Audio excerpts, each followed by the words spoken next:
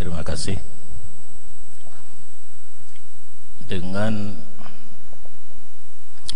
kita membaca dalil ataupun keterangan-keterangan bahawa memperingati hari kelahiran Nabi suatu hal yang dituntut dalam agama, suatu hal yang baik, bukan berarti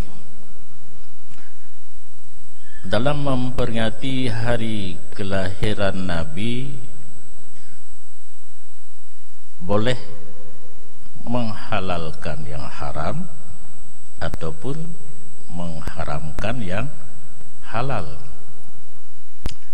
Sesuatu yang telah ditetapkan hukum, baik itu halal ataupun haram, dalam tata cara memperingati hari kelahiran Nabi, hukum itu tetap. Kan berarti dia tak merampok untuk kahuri mulut, dia mubazir li tagun makanan atau baju, yang tetap lagi third hana berubah. Yang katanya gerak urang yang baik ke etikanya bid'ah, mendahirkan kegembiraan hati di uro lahirnya Nabi, baik pegahnya bid'ah. Yang ke dia tak baca dalil yang kagak tulis dalam kitab. Segala sesuatu yang telah tetap hukum tidak berubah dalam tata cara memperingati maulid.